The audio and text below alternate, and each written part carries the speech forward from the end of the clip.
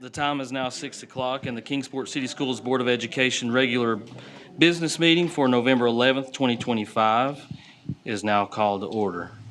Dr. True, you have a special guest with us? I do. Thank you very much, Dr. Fletcher. I want to welcome everyone in the room with us this evening, as well as everyone watching online. I'm going to invite Caroline Pearson to come join me. She is going to join us for the pledge tonight. We were having a lovely conversation earlier. Caroline is a sixth grader at Robinson Middle School. So you now have a couple of months of being a sixth grader. What's it like being in middle school? It's kind of scary, but it's kind of like normal once you get a couple days in. What do you think is the best part? If you compare middle school to elementary school, what do you think is the best part of being in middle school now? Well, it's just making a bunch of more friends, because in elementary school, there wasn't a lot of people, and in middle school, there's so much more people. And you have we were talking earlier, you're pretty busy with everything you've got going on with school, and then you do some things outside of school. What were some of those things you were telling me about that you do when you're not at school? I do tumbling, and I rollerblade, and I jump on my trampoline. Very good. So you're an active young lady, and I have to ask you, what is it like? Your mom is a teacher at Robinson. What's it like when you go to school and you know your mom is there? Is that a good thing? Is that what do you think about that? I mean, it's a good thing, but it's just kind of funny to know that she's at the same school as you. Be kind of cool. Well, we are glad you're here and want to thank you for taking part of your evening to help us with the pledge. I'm going to ask everyone in the room if you would please stand, and we're going to turn around this direction. The flag is right over there whenever you're ready. I pledge allegiance to the flag of the United States of America and to the republic for which it stands, one nation, under God, indivisible, with liberty and justice for all.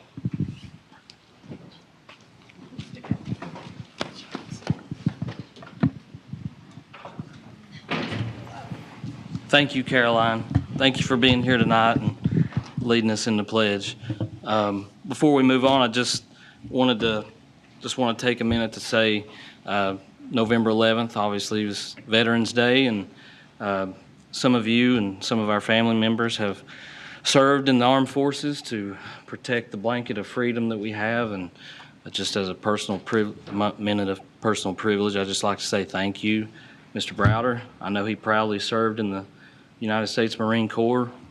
My dad was a Vietnam veteran. My brother's done 3 tours in Iraq, so I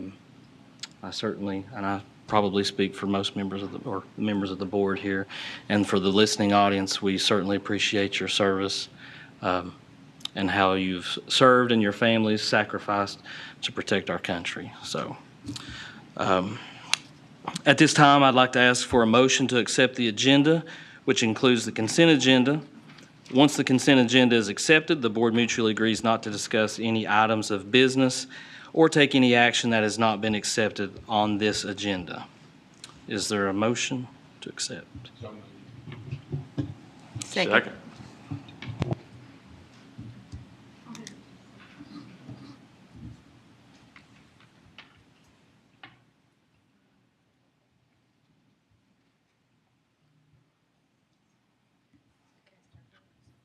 Cast your votes, please.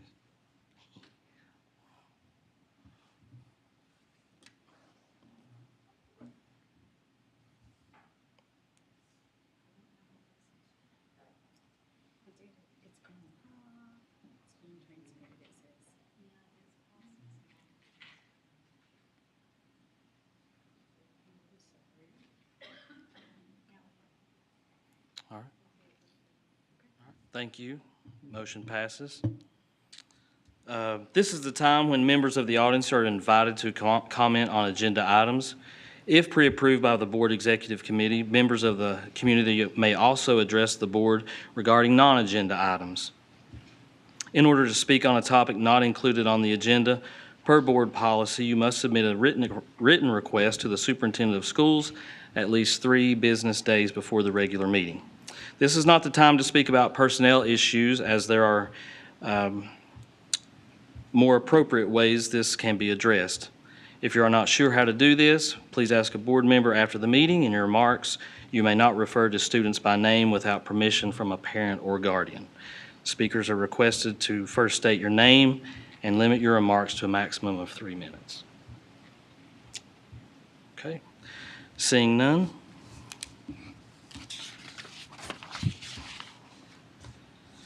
First item of business, Mr. Fry.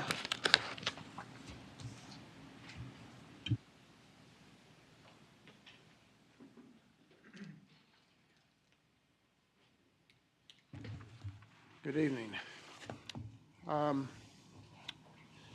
Got a couple of items for your consideration. The first being the purchase and installation of security film for the Civic Auditorium and Dobyns-Bennett Science and Technology Building.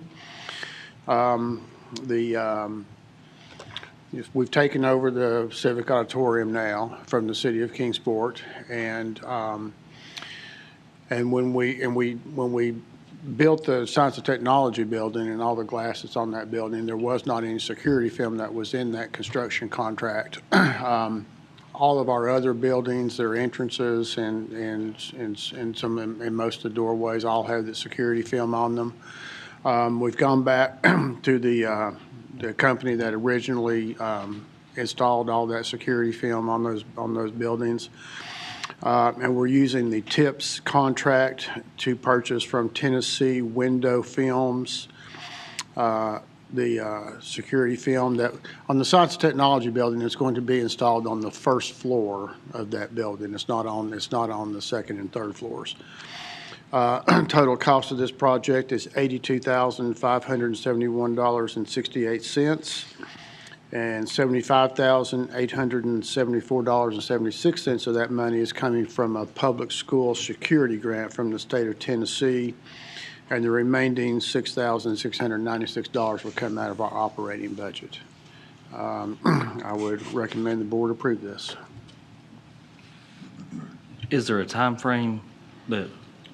Let me see, Mr. Nash. The anticipated installation would be during the first 2 weeks of December, and this would occur after school hours and not during construction. So, sounds like it'll be completed by the first of the year.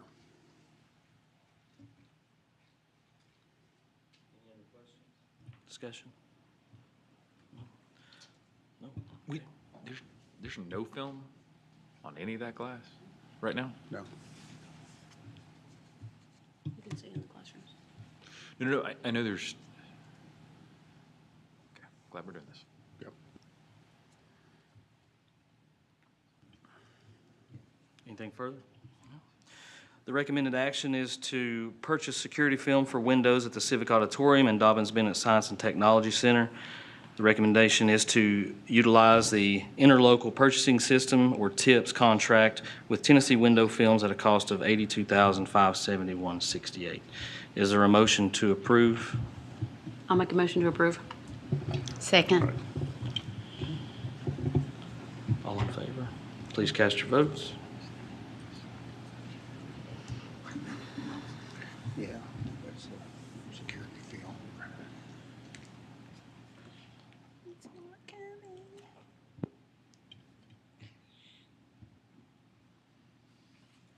You holding this up again?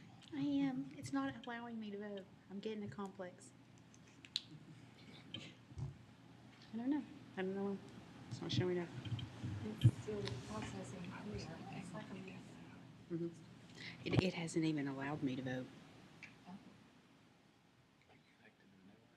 I voted a minute ago.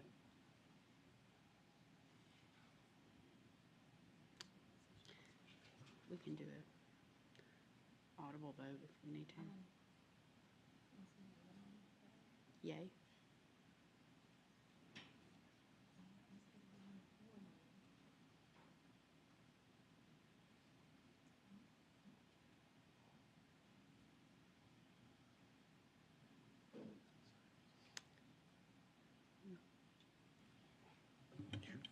Do you want us to just take an audio? It's still spinning. I think it's Okay. going to catch up, and it might be fast. Okay. Well, computers may be moving a little slow with the rest of us with the colder weather. So we'll just take an audible vote. Any need to repeat the motion or anything? Okay. All in favor? Aye. Aye. Nay? Any abstentions? Okay. Motion passes. So the second item I've got for you is the approval of a purchase of a, I'm tempted to call it a fire truck, but it's not necessarily a fire truck, but it's a flatbed truck, a Ford 2026 F-350 Super Crew cab flatbed truck for use in the fire management services at Dobyns-Bennett. So this is Mr. Kern's club, the Pulaski Club, working with this. He's been working for at least 2 years to obtain donations for the purchase of this truck.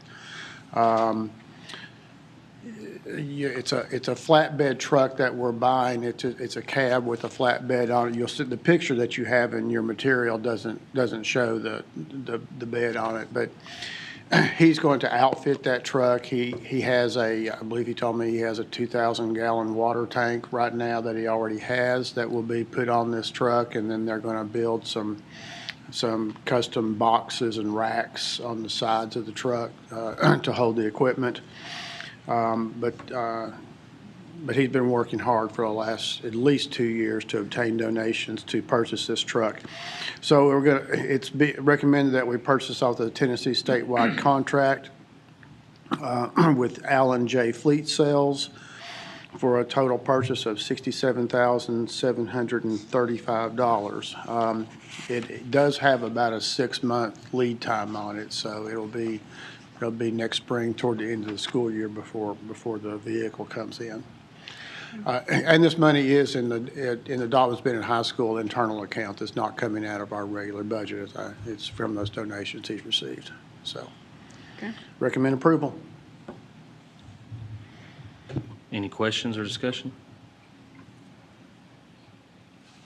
No? All right.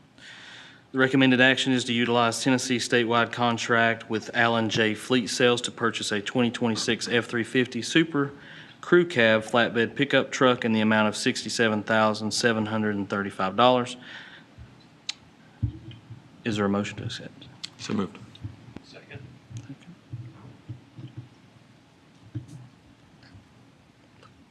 Let's try this again. No? Okay. All right. All right, we'll just do an audible vote again. All in favor? Aye. Nays? Any abstentions? Okay. Unanimous, all. Motion passes.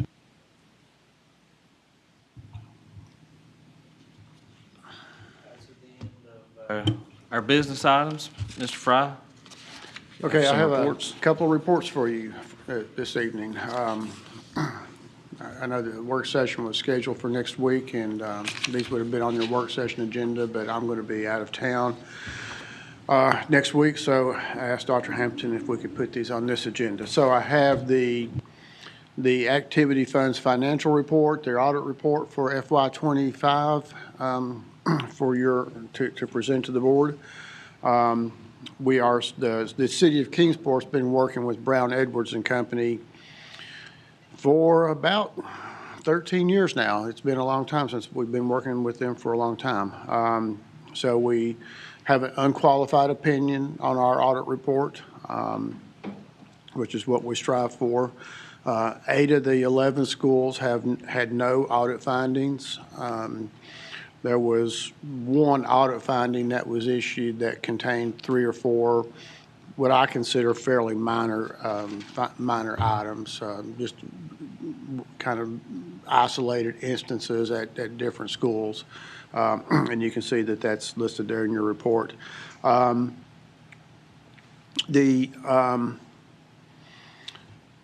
The schools have a total of $1,552,000 in their fund balances amongst all 11 schools. That's an increase over the previous year of $61,245.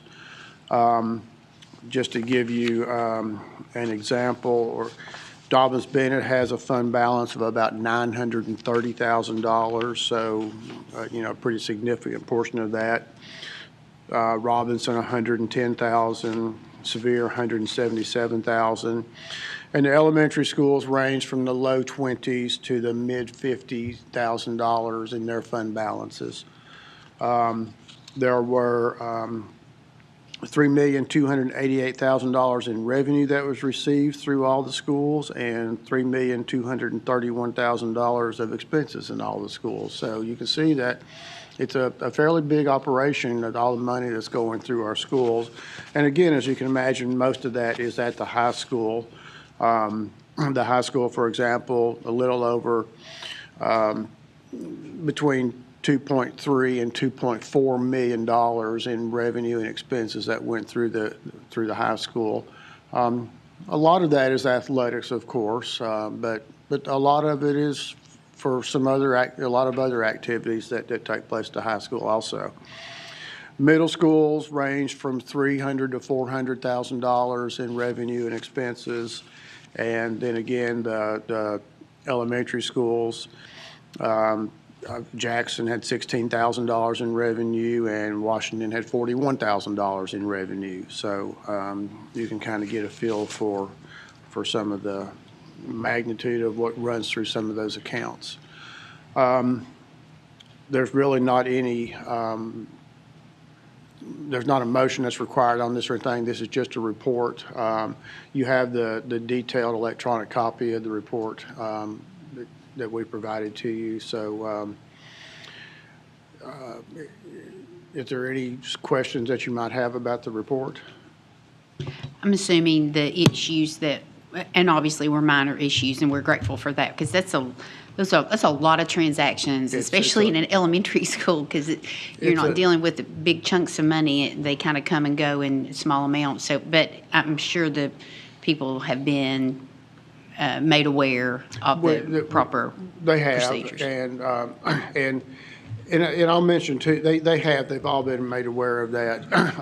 And we talked to them, not necessarily just the one school where it's happened, but, we just pointed out to everybody to make sure that your purchase orders get signed. Make sure that you have a purchase order before someone goes and buys something. Those were a couple of the findings. I mean, there was like one instance at an elementary school where the invoice was paid prior to the purchase order being issued. Well, that's one instance at one elementary school. I mean, think about the number of checks that we write to come up with to spend $3.2 million. So yeah, they're all aware of that, and we do training with them. They all do a great job. They're hired as an elementary secretary, and when they're interviewed, of course, we go through that, this is a lot of the job but they don't, very few, if any of them, have any formal training in accounting and bookkeeping. And so there's a lot of on-the-job training that goes into that. So they do a really great job. And I'll mention too that Loretta Mixon in the finance office, she kind of oversees all this and reviews things with them constantly throughout the year to make sure that their fundraisers get approved, that their donation reports are done, that all these things that get done, which result in having these few little things that the auditors point out. Let me mention too, just a couple of things that you might want to be aware of. We have been using for our activity accounts a software package, for the last, I think if I looked on here, I could look back at history probably to 2005 in this particular software package. We are upgrading that now. We're actually going to go live with it's the same company, but a newer version of this software. We're going to go live with that the 1st of January. We actually, if you've been at the football games and volleyball games, you may have noticed when you've gone to the concession stands that They now have iPads at the concession stands where we're actually, when you buy a Coke and a popcorn, we put in a Coke and a popcorn is sold, and it gives us more control over our cash and so forth that's going through all those concession stands, which there's a lot of money that goes through those concession stands. We also, of course, we have been taking credit cards at the concession stands for a number of years. One of the things that prompted us to get going on this fairly quickly was that a lot of the old card readers that we had weren't functioning anymore. We were down to a very few, and they were pretty expensive. The old ones that we had, they were pretty expensive to buy. The new ones that we have now are relatively inexpensive, but we've implemented that at the concessions. So we're rolling out the full accounting package and everything to all the schools starting in January. Some things that we'll be able to do in doing that is that the middle schools and the elementary schools will now be able to accept credit cards or debit cards for purchasing. We'll be able to do online payments. So a parent will be able to go online and pay for their child's field trip. The teachers will have some access to some of this stuff to know who's paid and some of this stuff. So we feel that's going to be a little bit.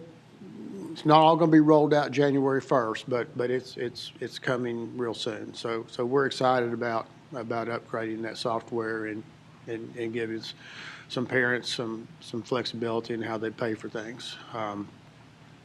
Another thing I want to mention too, real briefly, I'm not sure if the board's aware of this, but another project that we're undertaking, and Ms. Guthrie and I have been spending a lot of time over the last year working with the city. The city is rolling out a new financial information system. The financial information system that the city has been using, they've been using it since 1990. I was one of the ones that working for the city that actually selected the package that we're using now and implemented the package. It's an old it's an old system. Now it's been a good system. We've been on it for 35 years, so it must have been pretty good. But it's old and it needs to be upgraded. So that's a new finance system that the city's implementing, which will also mean a new payroll and human resource system that the city and the schools are using. We currently are using a different HR and payroll system that the city is using. We're using a product from Skyward, and we are looking to go back to a system that the city and the schools will be using the same HR and payroll system. They actually have people in their finance department that process our payroll on one system and their payroll on a different system. So we're looking at doing that. We're in the process of selecting those vendors right now, and it's going to be a while before that gets rolled out. Maybe January of 27. We'll see if we can hit that date. There's a lot that has to happen, and you think that's a long time from now, but it's not. So anyway, while I was giving you this report on that, I wanted to mention those couple of things to you. So let me go on to the first quarter financial update. Really nothing out of the ordinary to report in this. Our TISA monies, our state monies are coming. What we estimated in our TISA money is pretty close to what our final allocation is. The final is about $54,000 more than what we put in our budget. Our property tax funds, according to some information in the Sullivan County budget document, we could be a little bit short on our estimate in Sullivan County property taxes. I think we might be a little bit over our estimate in Hawkins County property taxes. I do want to spend a little bit more time talking about the Sullivan County property taxes. What I'd like to do is to run through the rest of this update real quick and then come back and spend a few more minutes talking to you about the what happened to our Sullivan County tax rate when the budget was approved. So let me go on through and mention sales tax. We're about a fourth of our sales tax collections through September 30th. That's very good for the first quarter of the year, considering that we get more than a fourth in the second quarter. Our tuition, we may be a little bit over in our tuition. Right now, we're pushing toward $280,000 for the year with an estimate of $250,000. Our early childhood programs, this year we don't have the Palmer program anymore. We have the Washington and the Adams program. As of September 30th, they have a deficit of about $27,000. We budgeted them with a $42,000 deficit, so we're running a little bit more there than I'm comfortable with. But we're in fairly good shape there. After school programs, they're operating as we would expect. They have a slight surplus of about $13,000. Talk to you about your fund balance at the end of the year financial update about a month or so ago. We ended the year with we're at about a $6.7 million fund balance right now by the time we took the money for the Washington HVAC out. Now, I will say that there will be about $3 million coming back to us for that Washington HVAC, which would bump our fund balance back up to somewhere in around the $10 million range. I do think, though, that we will be coming back to take some money out of fund balance probably later next spring when we talk about the site work and some of the work that needs to happen at the Lynn Garden Elementary site in order to get that ready to be able to start construction in the summer of '27. But again, the city is just not planned to sell all those bonds at this time. They've got programmed into their next bond issue the money to pay us back for Washington and the money for the demo of the Lynn Garden facility that's there, but they don't have $3 million or so planned in that bond issue for some of the site work that has to happen, some of the underground utilities that have to happen, and some of the dirt moving that needs to happen there to make that site construction ready for the summer of '27.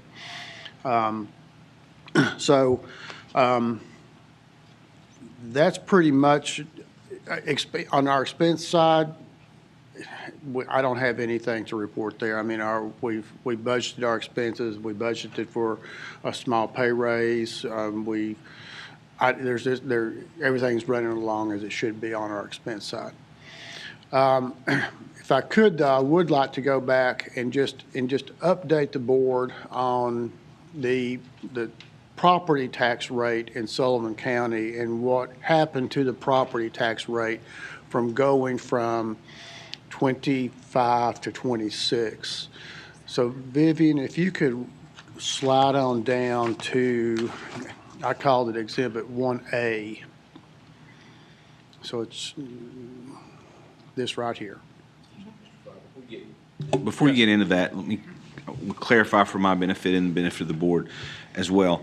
That money we invest in the Lynn Garden Elementary School project for the site work, that will be reimbursed when the bonds for that project are sold. So that will come back to us, correct? Yes, all of the money, yes, all that money that when they sell, they have a large bond issue program for the summer of '27. And in that bond issue will be all of the funding, all in, for the Lynn Garden Elementary School that we're doing. All of the architect fees that we've already appropriated money for, all of this site work that we're going to front load. But that whole, whatever the dollar amount is, that is all programmed in a bond issue for the summer of '27. So, and that will be structured in a way that will allow the city to pay us back for funds that have been spent out of that. So, yeah, thank you. So let me go through some of these numbers I have on this page here. So at the top of this sheet, you'll see what I've got labeled fiscal year '25, and you'll see that the school tax rate in Sullivan County, the school tax rate was 98 cents out of a total tax rate of $2.49. Now there's some other fractions on there. So if you look at that percentage, the school tax rate of the total was a little over 39% of the total tax rate. So of course there was a reappraisal in Sullivan County, and then they approved a certified tax rate, which reduced the tax rate, and the new tax rate is $1.61. The new school tax rate is 59 cents. So if you look at the proportion, the percentage of what the school tax rate is of the total tax rate for FY26, it's 36.89%, close to 37%. It was 39, a little over 39% in fiscal year '25. So if you were to take the percentage of the tax rate that was for schools in fiscal year '25 and applied that to the total tax rate for FY26, 39.28% of the $1.61 total tax rate gives you an equivalent tax rate for schools of 63.35 cents. The school tax rate for fiscal year '26 is 59.5 cents. So essentially, there was a reduction in the school tax rate in Sullivan County of 3.8 cents. And I don't think that this was ever really discussed, but this was, you know, the budget was approved in Sullivan County with the new tax rate, and with the tax rates the tax rate is broken down in their general fund, their solid waste fund, their highway fund, their school fund, county capital outlay, and debt service. So there's an individual tax rate for each one of those 6 different funds. So there was some shifting of those percentages that make up the 100%. So the school tax rate went from 39% down to about a little over 39% to a little under 37%, which is actually a reduction in the school tax rate of 3.8 cents. In their budget document, it says in there that a penny on the tax rate is equivalent to $675,648. If you multiply those two numbers out, that is a reduction in school taxes for all of Sullivan County, all the school systems in Sullivan County combined, a reduction of $2,596,000. We share in that percentage of about 36.5%. And so essentially, if they would have kept the tax rate in the same proportion as they had in '25, we would be receiving $949,000 more in Sullivan County property taxes than what we're receiving this year. So essentially, when they approved the budget, they cut another $2.6 million out of all of Sullivan County education, which cost Kingsport City Schools about $950,000. So that's, I mean, I hadn't heard a thing about that, and I've tried to kind of keep up with it. So it was not talked about. So that was, It was not discussed. Okay. They recommended the. So this would be the budget committee recommended to the entire commission? Yes. I mean, it was, the budget committee and the people that put the budget together. This was the $1.61 tax rate was the certified tax rate. And then, again, that gets broken out between those 6 funds. Right. And So essentially, even though the appraisals went up because the certified tax rate, I want you to educate me here. Okay. Because the appraisals went up, they reevaluated the certified tax rate so that the amount that citizens would be paying would basically stay the same, roughly. Well, Roughly. the whole point. Not like it would have The whole point of the gone. certified tax rate is that the $1.61 generates the same amount of revenue for Sullivan County as the $2.49 rate did the year before. Okay. Now, your taxes may have been different, your taxes may have been different, somebody's taxes may have gone up, somebody's may have gone down. It just depends on the appraisal of your particular property. But overall, that tax rate would have generated, that's was what the intended. certified tax Yeah. rate is intended for, was to say, this is the new tax rate that's needed to produce the same amount of revenue that the county got in the previous year. So that way, that if the county comes back and says, oh, well, we're going to approve a $1.70 tax rate, essentially, they're saying we're going to raise taxes 9 cents. They did not raise, so essentially, they did not raise taxes. They approved the certified tax rate, Okay. which was a 0 increase in their revenue. But they shifted Yet again, between the different funds, how that was distributed. and am I correct in saying that there have been, it's not like we haven't tried to be invested in the process. So meetings have been held that representation from Kingsport City Schools has been in attendance. I think I could say yourself and Dr. Hampton and others who have been there trying to give them information about how our funds are used, et cetera, et cetera. And in none of those meetings was it brought to your attention that the rate was going to be reduced yet again. And this is the 4th time in about 11 or 12 years? Yeah, but At least the third. I would say, since 2018, I believe was maybe that one year that was the first year that, so. So is this the 3rd Yeah. time or 4th time? I believe this is probably the 4th time. I thought it was the 4th time. And yet, we were not notified of that. Citizens were not notified of that. And here we get a reduction yet again in our funding. So, yeah, when I saw the sheet that just, showed how the breakdown of the taxes were, and I looked, and I said, well, I wonder what the percentage is of the school tax rate is compared to last year. And this is what I found. Quick question. Of those subcategories, could you see which categories increased? Which ones did Sullivan County think was more important than education? The highway fund and the general fund. Does The the general- does the general fund pay for the jail? Yes. General fund is think 69% of the tax. The tax rate is 64%. The total tax rate is about 64%, 64.6% of what it was the previous year. The general fund is 69.5% of what it was. So it went from 64% to 69%.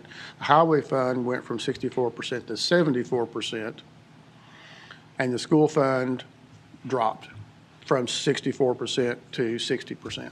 In terms of real dollars that were collected, I know on a percentage basis, and I know how the penny per, the dollar per penny, on a total actual dollar percentage, money that was paid by Sullivan County through property taxes to KCS last year versus what this is projecting to pay, is that the 949 or is there more or less? It should be the 949. I Okay. mean, according to the. So it's a real dollar? According to, yes. Okay. It's a real dollar amount, yes. It's not that I don't believe you. No, What- if the tax rate would have been, and I don't know what the tax rate, I mean, if it would have been 59.5 and add 3.8 cents to that, so 62.3%, we would be receiving $950,000 more money. Let me ask it maybe a little differently.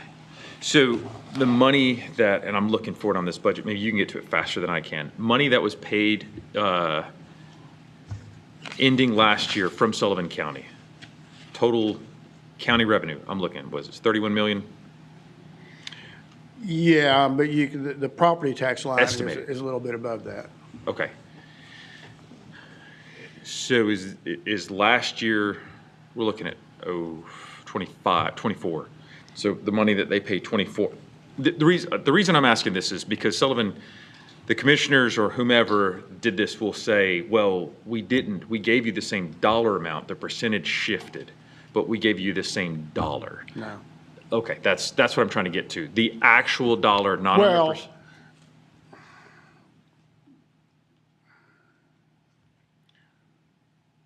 they are meeting their maintenance of effort. They are But meeting even their maintenance of giving the same dollar amount And one does reason not they're- take into inflation into account or anything Right, else. but And one reason they're meeting their maintenance of effort is because there's an increase in sales taxes. Are they meeting their maintenance of effort in the budget, Yes. and in dollars? I mean, Combined between property and sales tax, yes.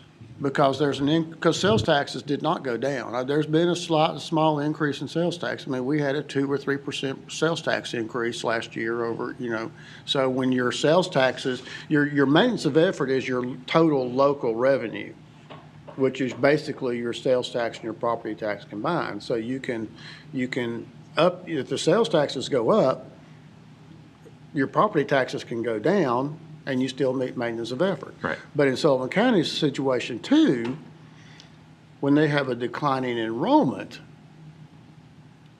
their total amount of revenue can go down because they don't have to meet it on the overall, they just have to meet it on that per pupil basis.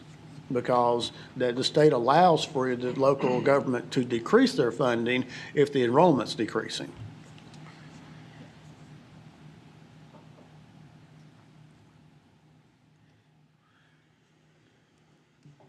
Mr. Fry, am I correct? I'm looking at it, but I want to make sure I'm saying it correctly. There was an increase to the three school systems by $343,000, but it should have been $2.5 million. Are those? There was an increase, and I think you're looking at the same sheet that I'm looking at here.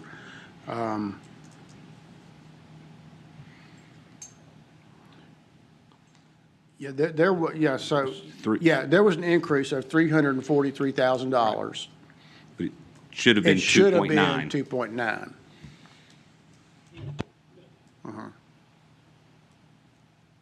Which means that we're missing $2.6 million because of the reallocation of the tax rate.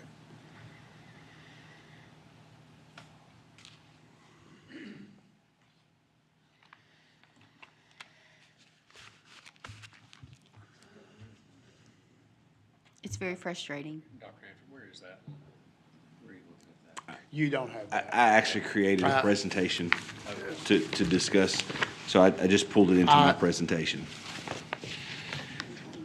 I thought it might, it's in all these numbers here. last 3 years, that reallocation to KCS.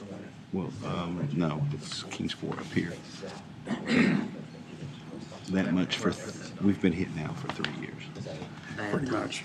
Yes, plus now this 950. So you It's can, almost $12 million, just for us. we lost $4 million from 23 to 25.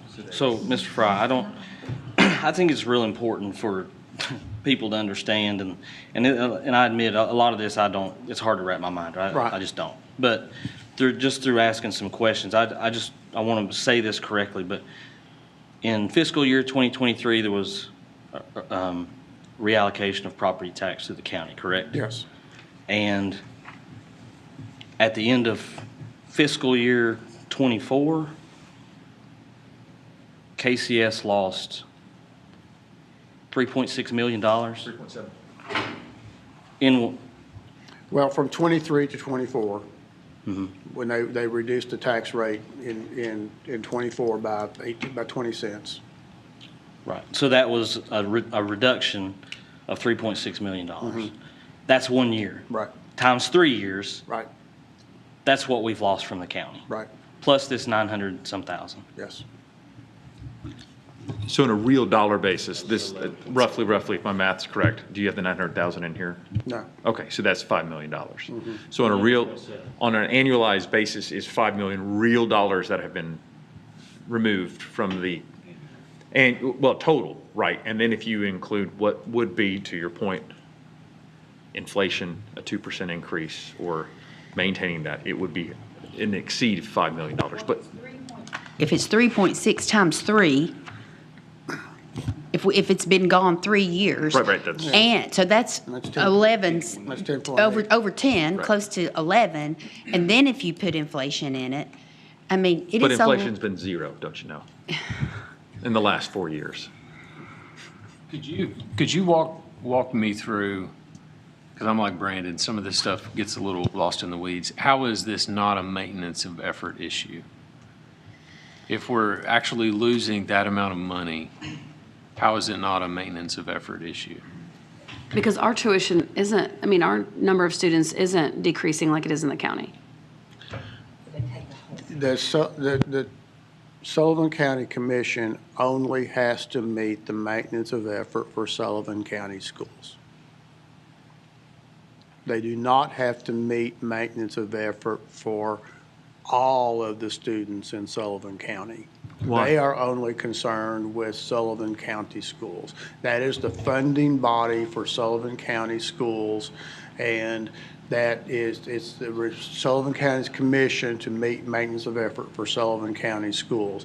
It's the city of Kingsport's responsibility to meet maintenance of effort for Kingsport city schools. But we are a Sullivan County school. We are. As far as paying taxes, because I'm pretty sure my tax bill says county this much, We city are, this much. And we have pointed out 10 years past that the law probably ought to address the county commission meeting, and not just Sullivan County, but Washington County, Hawkins County, Anderson County, go on and on with the systems that have multiple school systems within their county, because the Kingsport residents are paying Sullivan County property taxes. It's not just the people that live in the unincorporated areas of Sullivan County whose children are going to Sullivan County schools. It's the residents of Kingsport and Bristol also. So what percentage, if you know, what percentage of Sullivan County property taxes are paid by Kingsport residents? I don't know a good number to tell you, but I will say that probably somewhere in the neighborhood of, and I think I'm low, 60% of the property taxes that are paid to Sullivan County come from property that is within the city of Kingsport. Now, you said Kingsport residences. I said That's what I property mean. that's within Yeah. the city of Kingsport, which includes businesses Yeah, also. that's what I mean. That's exactly what I mean. So 60% is probably not far off, but it's probably a little bit low. I don't know the number off the top of my head. We get back, Kingsport City Schools gets back about 36%. So if I'm to believe Times News, and I don't know, they're a shady organization sometimes, they published a story that claimed, and this is a little old, but 45% of all total property tax base within Sullivan County was generated by Kingsport City residents. So roughly. There again, and that, Well, but the consumption was higher within the city residents, among other things that are paid in taxes, which would make sense why the 60%, because I've heard that number for years, that 60 cents of every dollar generated in Sullivan County is generated by Tennessee Kingsport residents. So if roughly half is coming from the city residents in just property tax, and this reduction is coming directly, it's also codified in the county constitution that they are to provide education for all residents. it's the responsibility, in the state of Tennessee, every county, and I don't know the exact terminology, but it's the responsibility of every county to provide an education for all the residents. Now, if Kingsport and Bristol and Oak Ridge and Greenville choose to have their own school system, then they can do that. And they carve out what is the responsibility of the county. But all of the city school systems in Tennessee could say, we're out of business. And it would then fall back to the county to provide the education for the students in those school systems. Right, but 15, 20 years, 25 years ago, Knoxville City Schools and Chattanooga City Schools said, we're out of the school business. And Hamilton County and Knox County had to take over those school buildings and all the students that were going to those schools. Okay, so is the inverse also true? Can the county then write off No. all city, okay, so then there's, Well, because if you're saying that, hey, the city, we could Thanos snap ourselves out of existence tomorrow, all city kids would have to go to county schools and this county would have to provide all of that, right?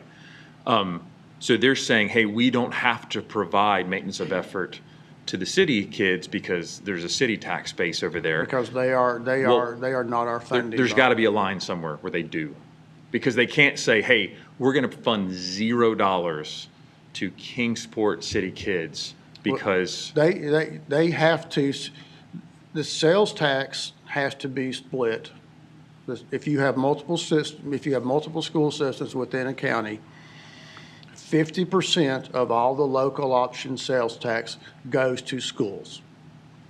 And that 50% gets divided amongst the school systems based upon the average daily attendance.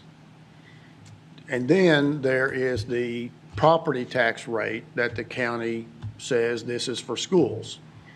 That property tax rate has to be divvied up amongst the school systems in that county based upon the average daily attendance. But is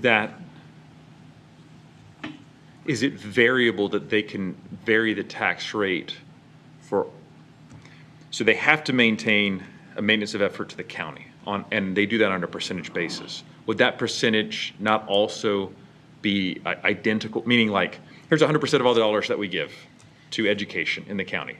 We've got to meet the maintenance of effort over here, which we'll call $30 million.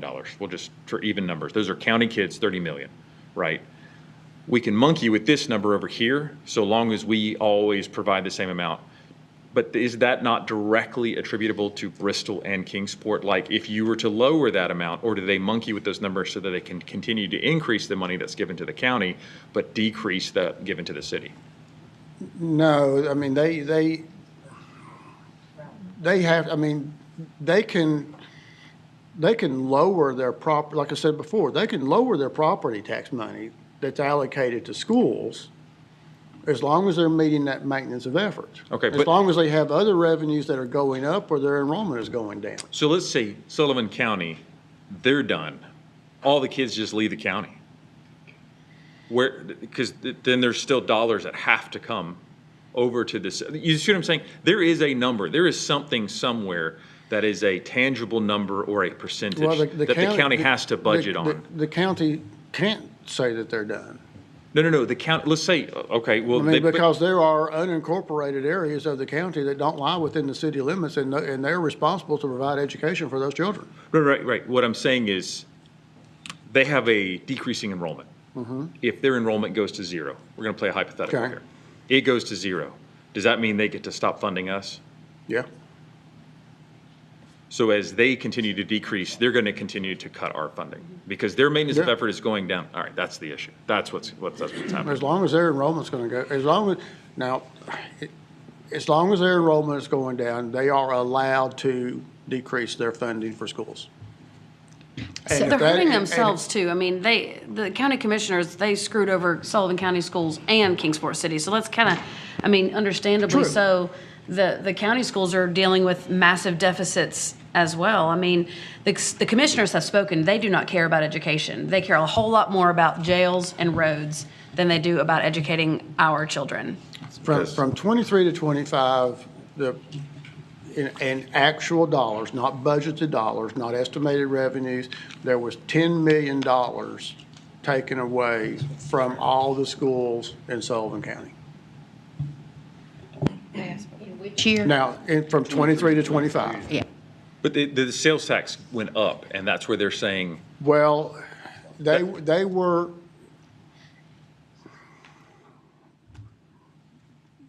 back to Dr. Marshall's point about maintenance of effort. It really gets into, they were not budgeting, when we had those 10% increases in sales taxes, they were not increasing their estimates for sales tax.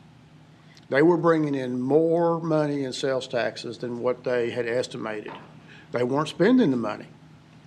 So when they shifted the 20 cents to property taxes, what they were able to do is that they were able to all of a sudden up their estimate for sales tax and lower their estimate for property tax, and they met maintenance of effort. But they had kept their estimate for sales tax low. They were bringing in $2 and $3 million more than they had estimated in sales tax revenue. I think that the maintenance of effort is a budget-to-budget test. You have to budget. Your estimated revenue for fiscal year 26 has to be equal to or greater than your estimated revenue for fiscal year 25. So if you keep your previous year estimates artificially low, you can play with those budget numbers to meet your maintenance of effort. I think the maintenance of effort test needs to include some actual revenues. They need to look at what did you actually bring in fiscal year 25 or in fiscal year 23, because in fiscal year 23, they brought in $3 million more in sales tax than what they had estimated. But the test is not what they from their actual to what was budgeted. It was from what was estimated to what was estimated. It's a budget-to-budget test. It's not an actual to budget test.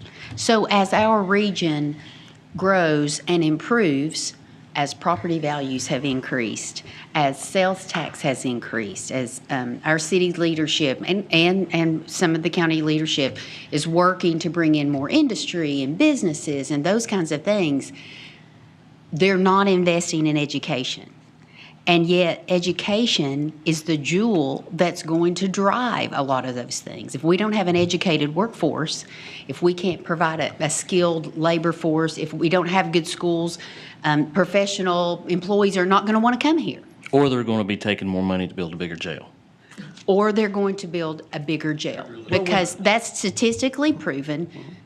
When education is cut, you're going to need more money for jails. And that's not that's not me. That's just statistically proven. 20 cents away, but there was also a large expense that they needed for jails at the same time. And hey, listen, I'm all for having appropriate facilities for our judicial process, including jails. I mean, I want people in a safe place and where they can get help, et cetera, et cetera. But I also want to try to prevent them from going there to begin with. And that starts with education. And it's very frustrating when we're asking our employees to work harder and smarter, to do more with less. And as we produce these great students coming across our graduation stages, and yet we're not being reinvested in to try to continue to make our region great. It's so frustrating. I know you can't tell I'm frustrated. Well, And to do it and not own up to it, just to let it kind of slide in. And again, it's not like, I know you all have invested hours and hours and hours in providing information, in trying to run the numbers, trying to keep up with it, to let them know these are needs. And yet, it just comes in, in the last minute, and nobody knows about it until we have someone like you who can figure it out, and the shortages continue to come. It's so frustrating. And it's not just frustrating for Kingsport City Schools, it's frustrating for Sullivan County Schools, Bristol City Schools, et cetera. It's everybody. We're all in that together. And it's my understanding that there has been representation from Sullivan County Schools and Bristol City Schools, all working to try to provide our county commission a better understanding of the funding needs in this area. I don't understand it. When your county commissioner ends up in one of those jails, it shouldn't surprise you that they cut funding. Well, it's a little bit of a slap in the face, too, to Todd's point earlier, when so much of the revenue that is generated comes from city folk, people who live in the incorporated areas of the city, and then more of that budget goes to allocations that you don't see the benefit from, like education. And I thank you for clarifying that. It's kind of splitting hairs, I guess you could say, when you get into the MOE discussion, and I did not mean to open that can of worms, but to think of the budgeting or the body of finance that is us is separate from theirs, but the money trails to the same place or comes from the same place. And when you get into the weeds of that, it gets to be, I guess, a little bit more complicated. But it's frustrating. but I think that two things that that should be addressed in the General Assembly is that when there's a county that has multiple school systems, the county should have some responsibility to meet maintenance of effort for all of the students in those school systems, not just the ones in the county school system. Because our enrollment can be going up. The Sullivan County students can be going from Sullivan County schools to Kingsport City schools. Their enrollment goes down. Ours goes up. They can decrease their money, which decreases the money that we're getting from them. But we've got to have more money. So it falls back on the board of mayor and aldermen to provide us more money to meet our maintenance of effort, which means that they're going to have to raise property taxes for Kingsport residents. And, so looking at that overall maintenance of effort and looking at a maintenance of effort test that considers previous year's actual revenues, not just what you estimated in previous years. Because if you underestimated, then you can bring that estimate up on your sales tax and lower your property taxes and meet maintenance of effort. And that's exactly what happened in Sullivan County in 24. We had been estimating, I had been recommending to this board to estimate what we thought we were going to bring in. And we estimated it and we budgeted it. Sullivan County schools they don't set their revenue budget. They don't set their revenue estimates. The Sullivan County Commission and the Sullivan County officials do that, not the Department of Education. So they were not allowed to spend that extra money that came in sales taxes until. Where did it go? It went into their fund balance. So is that where the raise for the Yes. teachers came from? Yes. It was somewhere in the neighborhood of $30 million, I believe. They're unreserved. Mm-hmm. What's their budget total?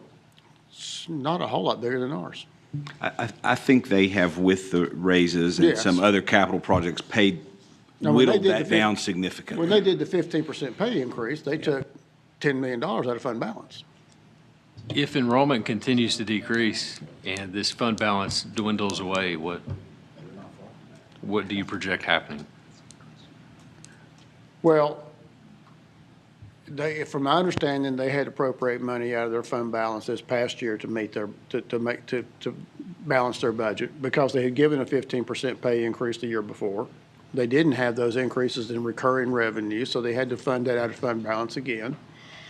I would estimate that they're probably going to have to make another appropriation out of fund balance in fiscal year 27. At some point, you would think that they're going to run out of fund balance and the county commission is going to be forced to raise property taxes in order to meet their maintenance of effort. That wouldn't fly in the Woods house. If you're spending more than you're bringing in, that typically doesn't work for recurring expenses, and you don't have the funds to, the revenues to support recurring expenses. How's the maintenance of effort calculated? Like what's the dollar amount that the state, does it vary from year to year by the state? Does it set the? You have to look at your local revenues that are brought in to a school system, and your local revenues, if you looked at your financial update, basically is your county revenues, your property taxes received from the county, and your sales taxes received in the county. And on a county school system, that's basically it. On the city school system, Kingsport, Bristol, Greenville, Johnson City, we have an appropriation from the city general fund also. And so you take all those into consideration when you look at our maintenance of efforts. I mean, that's why the city of Kingsport 100 years ago said we want a city school system, because we don't want just the property taxes and the sales taxes that are generated to fund our school system.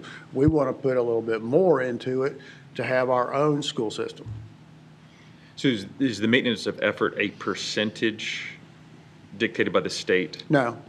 So it's No, now it's an equation. There's a required local contribution that is generated by the TISA formula, which the TISA formula comes up and says, here's the money that we say the state says that you're generating from education. Local governments have to pay 30%, the state will pay 70%. Our required minimum contribution, according to the TISA formula, is somewhere in the neighborhood of, gosh, less than $30 million, maybe a little over, but we're probably $20 million above our required maintenance, our required minimum contribution.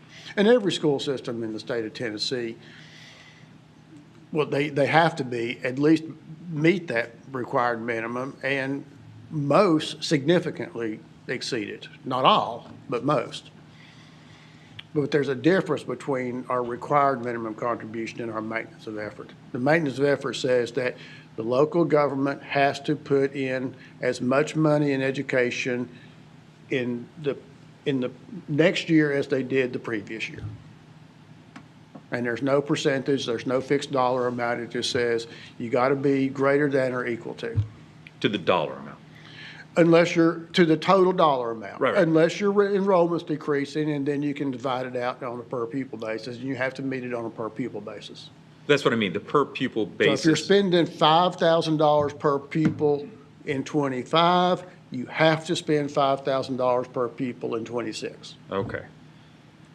Then And there if is you look, and if you look back at the history on Sullivan County and look at their maintenance of effort calculations, which you can go to the state's E-Plan website. Any citizen in the state of Tennessee and the whole world can go to the state of Tennessee's E-Plan website.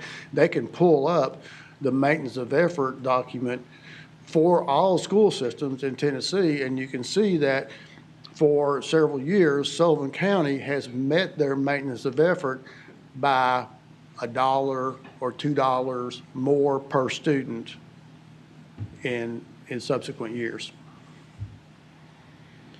So the formula, we'll call it 5,000, because that's what, there has to be an actual dollar amount tied to this pupil, and that is Okay. You they take have the a- total local revenue and divide it by the number of students, you come up with the amount per student. Right, but the MOE doesn't fluctuate too hard in any given year, correct? Like maybe. No, and you don't really want it to. I mean, you don't want it to go up and go down. I mean, you want it to have a smooth increase. But you could do the algebra and figure out for every kid that leaves Sullivan County and comes into the city, there are real dollars that are decreased here because the Yes. maintenance of effort comes. I would love to know what that number is. Well, no, I'm not saying, I'm catching you flat-footed. I'm not saying Yeah, right, calculate. right. I'm just saying, I'd love to know what that number is because it helps us to understand. When we set tuition rates, right? I mean, if we're setting tuition rates and it's actually harming us, we lower tuition rates to bring more kids in to provide an education for all kids because we had some. And one reason we did that is because every student that we bring in, we get $7,000 in state funding. Right, but if it's robbing Peter to pay Paul. But if you're taking it from Sullivan County schools, then that says Sullivan County schools can decrease the amount of money that they're giving us. And that doesn't come back unless they increase their enrollment. Right. This is the spiral that you start to see. That's what I'm saying, like, to make it, well, it also underscores elections have consequences. For the love of Pete, people, pay attention when you vote for your county Well, commissioners. there's no form of government closer to the people than the local Board of Education, and then the city council, and then the county commission. So when those times and those years roll around, and it doesn't matter, obviously, imagine what we could do, and I know this statement is a double-edged sword, but, I just look around this room, and I look at Dr. Hampton, Miss Flora, every single person all the hard work, everybody in this room, the administrators, the teachers that put all the hard work into what they do, and how well our students do in light of $11.7 million cut in the last 3 years. I mean. Well, I'd venture to guess that we wouldn't be the lowest paying school system in Sullivan County. But would you make a recommendation, though, to pay 15% raises out of a general fund balance and not reoccurring funds? No. Now, in all honesty and transparency, we did appropriate money out of our fund balance to give pay raises. More than once. Yeah, and it's still hanging there. But if we had not done that, It was as a result of this 20 cents that was It was a reallocated. result of them giving a 15% pay increase out of their fund balance, which they had put money into their fund balance in order to afford that. And we wouldn't just be a little bit lower than Sullivan County in pay increases, we'd be a lot lower. Well, and it's everybody who makes our schools function. So it's the maintenance folks, it's the custodians, it's the school nutrition workers, it's the instructional assistants, it's everybody. We can't do school without the bus drivers, et cetera, et cetera. I could go on, and they're still underpaid. Yes. And we're trying to be as frugal as we can, and they're still underpaid. It's very frustrating. It is so, I can't think of another word other than very frustrating. You can imagine we spend a great deal of time talking about budgeting, future budget, financial circumstances and situations. So much so that we know to be responsible in support of our employees, we're having to look very hard to see how we can, not if, but how and how much of a pay increase we can provide in next year's budget. We start that process very soon. We have to do that. And if revenues don't increase, it will mean we will have to decrease something in order to do that. So what is that going to be? There's not a chopping block per se right now. But if if there's no increase in revenue and we increase salaries by $2.5 million for all salaries, certified and classified, then we're going to have to find $2.5 million somewhere to make up that difference. And that will impact activities and opportunities across the board. And so, this really is not an issue that matters just to us. This is all three of the school systems. In fact, the financial, the net dollar impact to us is less than the net dollar impact to Sullivan County. The 11.7 million over time, that would have been recurring, those dollars would have been recurring over time, so that's how I come up with that number. It is about just short of $2 million less than what it would have been for Sullivan County, and Bristol is less than both of us, but collectively it's a significant dollar amount. And so, and we want to build bridges to communicate and do all the things with the commission that's necessary. We have to have a different level of investment. Well, and you and Ms. Guthrie and several people are involved in trying to recruit new teachers or even recruit people to go into the profession.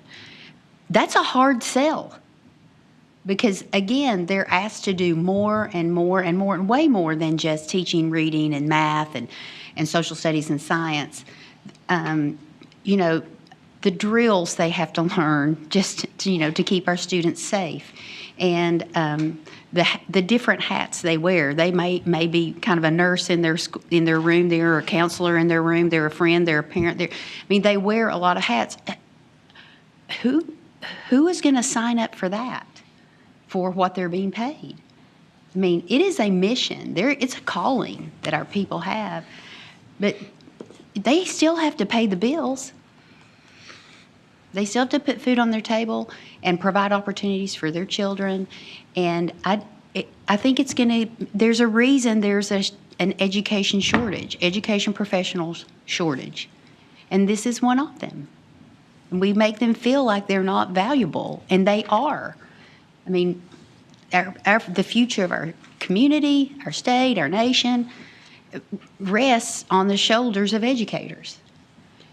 And we're not treating them as valuable as they are, as we should be. And shame on us.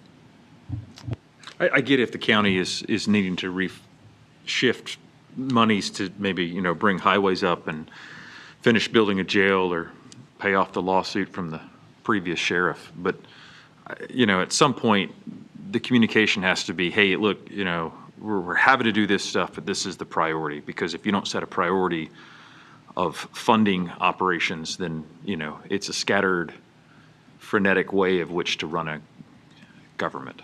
And it, at the top of all of that is education, because it is the engine, to Mrs. Wood's point. It is the engine that drives absolutely everything. All of us are where we are today because of education and because somebody helped us. We did not get where we were at without help. And so I don't know if he stopped writing quotes. I really wish the county commissioners would pay attention and put education for all students in Sullivan County at the top of that. I don't know how much we get from Hawkins, but since we're here. We get a pretty small amount. We're somewhere in the neighborhood of $500,000 from Hawkins in property taxes compared to $15 million from Sullivan County. Okay. And Hawkins isn't doing this stuff and trying to decrease. I know. Actually, I did a comparison on the Hawkins. They actually increased the school taxes a little bit last year. Now they did a couple of years ago. They had a pretty significant shift in their property taxes. They did the same thing that Sullivan County did, but this year I was actually surprised. I thought I'd find the same thing when I did a comparison on Hawkins County's numbers, but theirs actually went the other way. Well, good. I think Hawkins understands. Which doesn't generate a whole lot of money for us because we have like 7% of the kids in Hawkins County, and so disproportionately higher property taxes there in Hawkins, that end of Kingsport. Mm-hmm. Thank you. Thank you, Mr. Fry. We're not mad at you. No, I just felt like it was important. I just felt like it was important that you all have that information. Absolutely. To know Yes. that. Thank you, David. Appreciate it. All righty. Well, the end of this week, several of us will be traveling down to Nashville for the TSBA Leadership Conference and Annual Convention. We will not be having our scheduled work session next week, since Mr. Fry was able to provide those reports to us this evening. December 9th will be our regular monthly meeting in December. January 13th, the regular meeting, and then the 27th of January, our work session. Anything else? I forget anything? Nope. Anybody? All right. DB's off to compete in the. Yep, that's right. Go ahead, Indy. Todd. Go ahead. In Indianapolis? Yes. When they leave? Wednesday, tomorrow. All right. Good luck to our band, Dr. Cook. Okay. Anything further? All right. We're adjourned. Roll Tribe.